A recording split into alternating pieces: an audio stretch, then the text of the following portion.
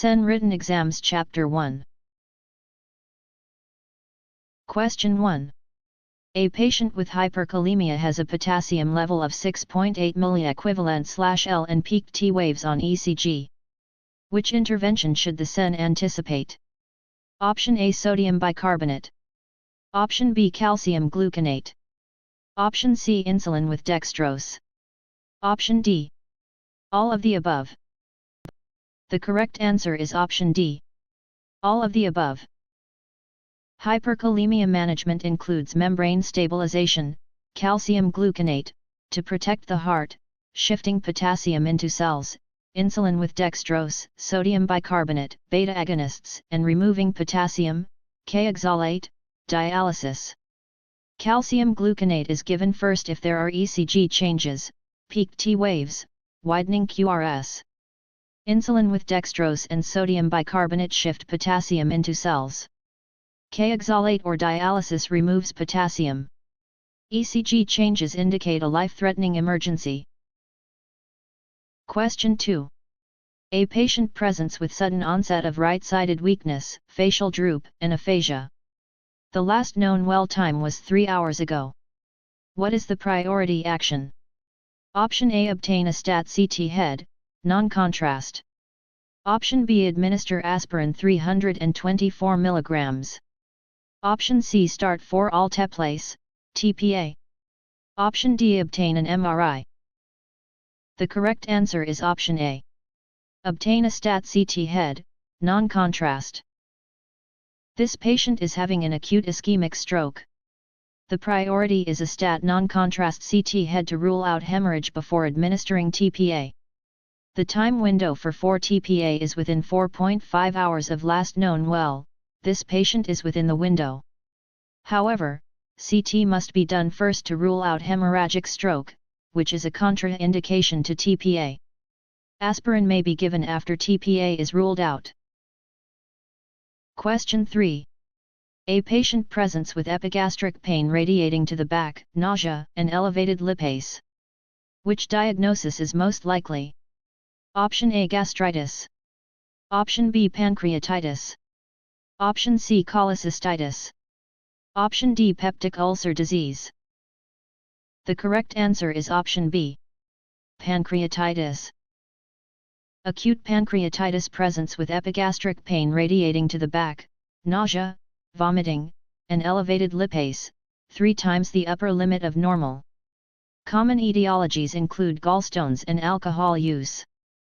Management includes 4 fluids, pain control, NPO status, and treatment of the underlying cause.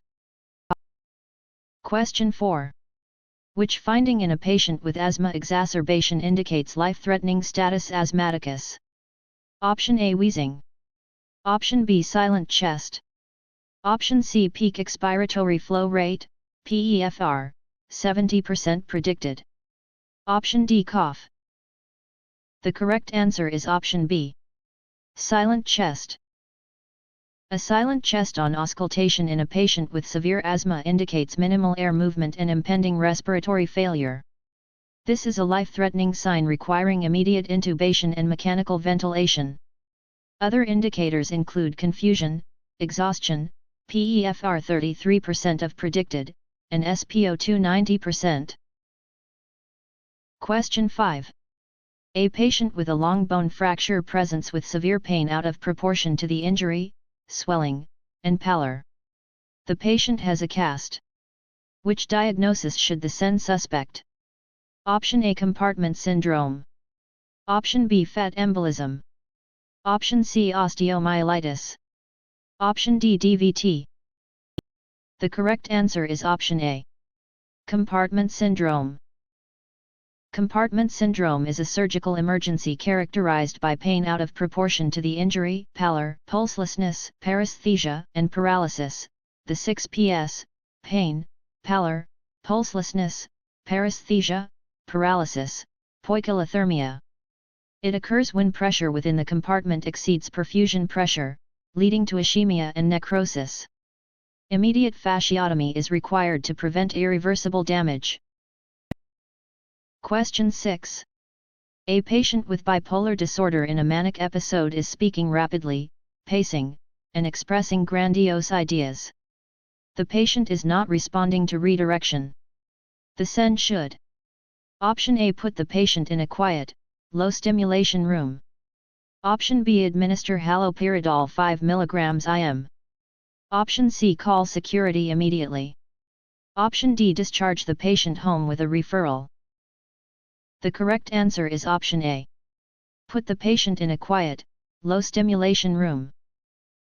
Patients in a manic episode benefit from a quiet, low-stimulation environment to reduce overstimulation and agitation. Redirection and verbal de-escalation should be attempted first. If the patient is a danger to self or others, medications, haloperidol, olanzapine, or restraints may be needed, but the least restrictive measures should be used initially.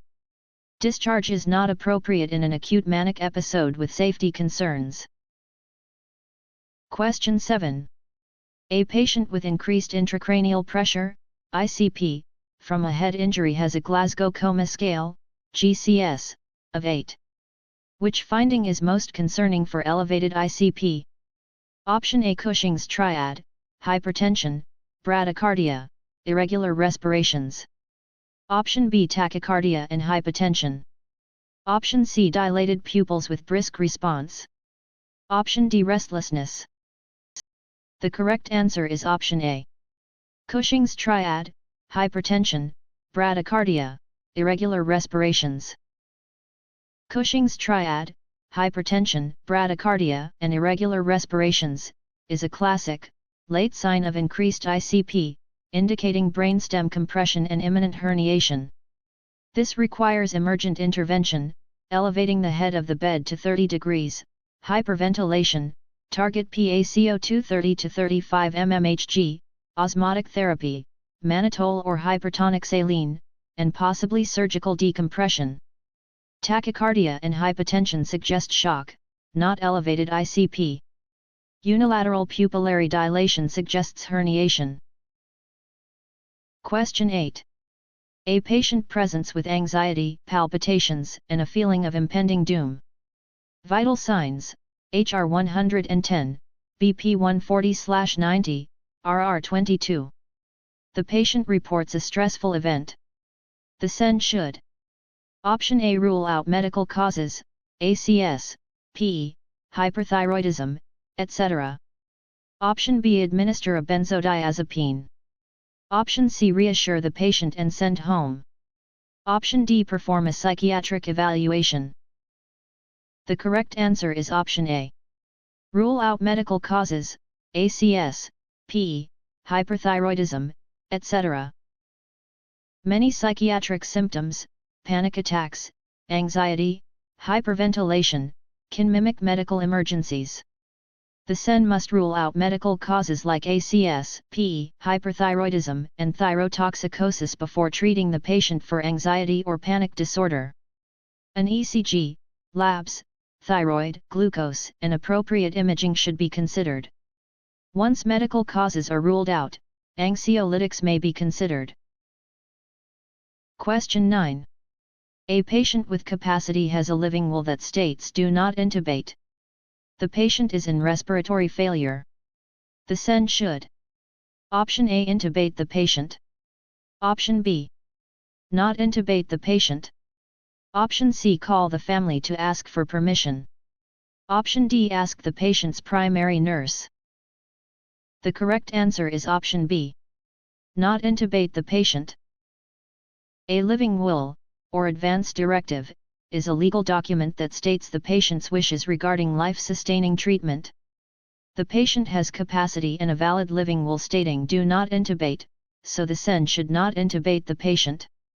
The healthcare team should respect the patient's autonomy and end-of-life wishes. The family cannot override the patient's wishes unless the patient is incapacitated. Question 10. A patient with anaphylaxis presents with stridor, hypotension, and respiratory distress. The CEN should: Option A. Administer epinephrine IM. Option B. Administer epinephrine 4. Option C. Administer albuterol nebulizer. Option D. Administer diphenhydramine 4. The correct answer is option B. Administer epinephrine 4. IM epinephrine is first line for anaphylaxis, but in severe cases with hypotension and stridor, airway compromise, 4-epinephrine may be needed. 4-epinephrine is a more potent vasoconstrictor and inotrope, reserved for severe presentations. Albuterol and diphenhydramine are adjuncts, not primary. Question 11. A patient with organophosphate poisoning presents with excessive salivation, bronchuria, and muscle fasciculations. The CEN should anticipate: Option A atropine and prolidoxime, 2-PAM. Option B naloxone. Option C flumazenol. Option D activated charcoal. The correct answer is option A. Atropine and prolidoxime, 2-PAM. Organophosphate poisoning, e.g., from pesticides, causes cholinergic crisis, sludge, salivation, lacrimation, urination, diaphoresis, GI distress, emesis. Treatment includes atropine, to block muscarinic effects, and prolidoxime, 2-PAM, to regenerate acetylcholinesterase. Decontamination is also essential: remove clothing, wash skin. Naloxone is for opioid overdose, flumazenol for benzodiazepines. Question 12. A patient with a known abdominal aortic aneurysm, AAA, presents with acute, severe back and abdominal pain. The CEN should: Option A obtain a CT with contrast. Option B prepare for emergency surgery. Option C administer 4 fluids for hypotension. Option D. All of the above. The correct answer is option D. All of the above. This patient has a ruptured AAA until proven otherwise. The priority is surgical consultation and preparation for emergency repair. CT may be done to confirm but should not delay surgery. 4 fluids should be given cautiously, permissive hypotension, to avoid increasing bleeding. This is a time-critical surgical emergency. Question 13. A patient with a suspected pneumothorax has unilateral decreased breath sounds and tracheal deviation. The CEN should: Option A administer supplemental oxygen. Option B prepare for needle decompression. Option C obtain a chest X-ray. Option D place the patient in a supine position. The correct answer is option B. Prepare for needle decompression. Tracheal deviation with decreased breath sounds suggests attention pneumothorax, a life-threatening emergency requiring immediate needle decompression. Oxygen is given but does not treat the underlying pathology. Chest X-ray should not delay treatment. The patient should be positioned upright if possible. A supine position can make the diagnosis more difficult. Question 14. A patient with a stroke is within the 4.5-hour window for TPA. The CEN should: Option A obtain a CT head to rule out hemorrhage. Option B check the blood pressure, target 185/110 mmHg. Option C prepare for TPA administration. Option D. All of the above. The correct answer is option D. All of the above. TPA is indicated for acute ischemic stroke within 4.5 hours of onset. The protocol includes CT head to rule out hemorrhage, blood pressure control, 185/110 mmHg, and preparation for TPA administration. If the patient is a candidate, TPA is given, and the patient is monitored in a stroke unit. Question 15. A patient with cardiogenic shock has a cardiac index 2.2 L/min/m superscript 2 and elevated filling pressures. Which finding would the CEN expect? Option A warm, dry skin. Option B cool, clammy skin. Option C bounding pulses. Option D widened pulse pressure. The correct answer is option B. Cool, clammy skin. Cardiogenic shock is characterized by decreased cardiac output and increased systemic vascular resistance, SVR, resulting in cool, clammy skin, oliguria, and hypotension.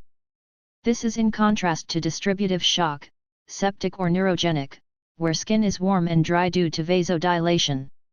Management includes inotropic support, dobutamine, and vasopressors, norepinephrine. Question 16. A patient with a stroke is being transferred to a comprehensive stroke center. Which law applies to the transfer? Option A EMTALA. Option B HIPAA. Option C OSHA. Option D ACA. The correct answer is option A.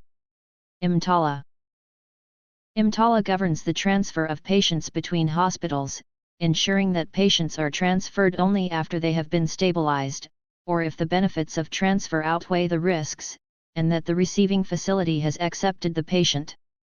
The transfer must be done with appropriate documentation and personnel.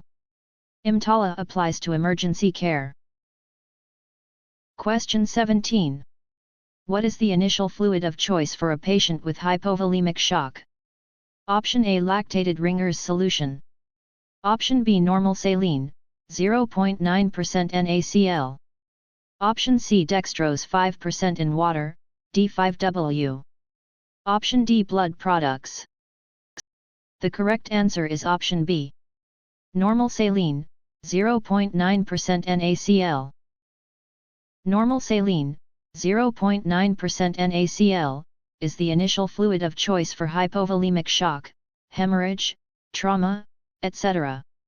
It is isotonic and rapidly expands intravascular volume. Lactated Ringer's is also acceptable but should be avoided in liver failure. D5W is not appropriate for volume resuscitation, it distributes into total body water. Blood products may be needed, but crystalloids are the first line. Question 18. Which of the following is the most effective approach for de-escalating an agitated patient? Option A use a firm, loud voice to establish authority. Option B maintain a calm, non-threatening tone and provide personal space. Option C immediately call security for assistance.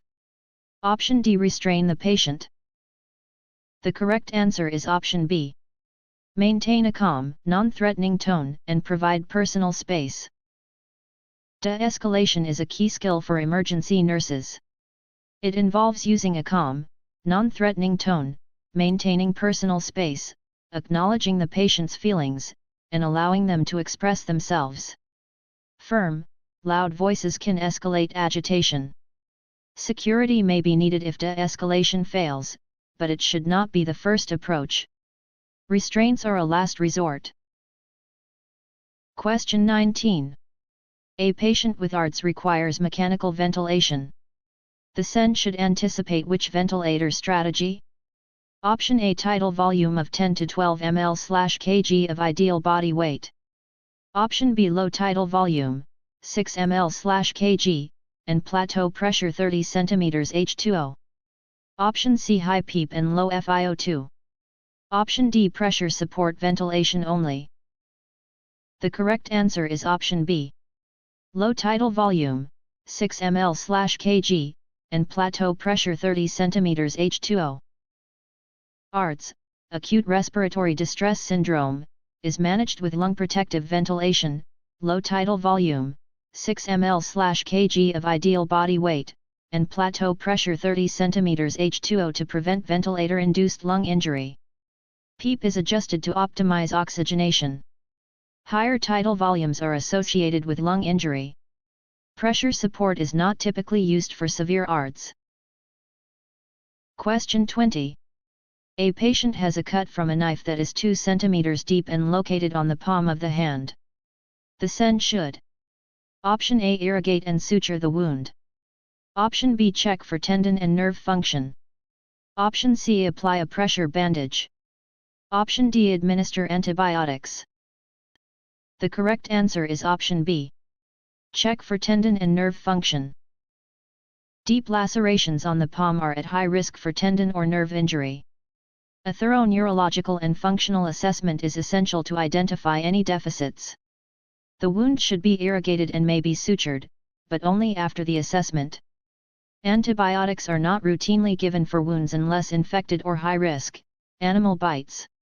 Pressure bandages are for bleeding control. Question 21. A patient presents with a sudden onset of flashes of light, floaters, and a curtain over their vision. Which diagnosis is most likely? Option A, retinal detachment. Option B, central retinal artery occlusion. Option C, acute angle closure glaucoma. Option D, vitreous hemorrhage. The correct answer is option A. Retinal detachment. Retinal detachment presents with flashes of light, photopsia, floaters, and a curtain or shadow over the visual field. It is an ophthalmic emergency requiring immediate ophthalmologic referral. Treatment includes surgical repair, pneumatic retinopexy, scleral buckle, or vitrectomy, to reattach the retina. Question 22. A patient presents with a severe headache, fever, nuchal rigidity, and altered mental status. Which diagnosis should the CEN suspect? Option A, migraine. Option B, meningitis. Option C, subarachnoid hemorrhage. Option D, temporal arteritis. The correct answer is option B. Meningitis. The classic triad for meningitis is headache, fever, and nuchal rigidity, neck stiffness, often accompanied by altered mental status, photophobia, and vomiting. Prompt antibiotics, within 60 minutes of suspicion, are critical. LP confirms the diagnosis. The patient should be placed on droplet precautions initially. Empirical antibiotics include vancomycin, ceftriaxone, and ampicillin. Question 23. A patient has anaphylactic shock.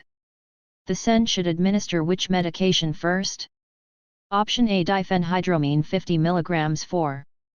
Option B, methylprednisolone 125 mg 4. Option C, epinephrine 0.3 to 0.5 mg IM, 1:1000. Option D, albuterol nebulizer. The correct answer is option C. Epinephrine 0.3 to 0.5 mg IM, 1:1000. Epinephrine is the first-line treatment for anaphylaxis. It causes vasoconstriction, bronchodilation, and decreased mediator release.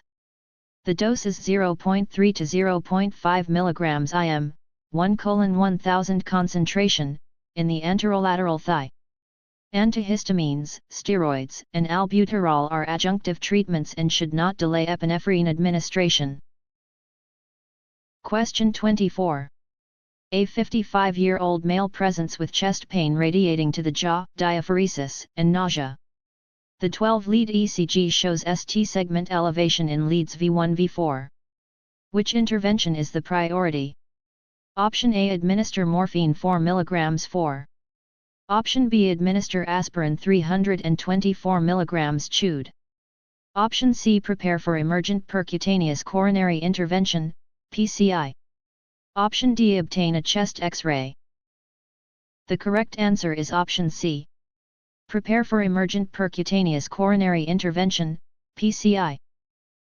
This patient is experiencing an ST segment elevation myocardial infarction, STEMI, indicated by ST elevation in anterior leads V1 V4.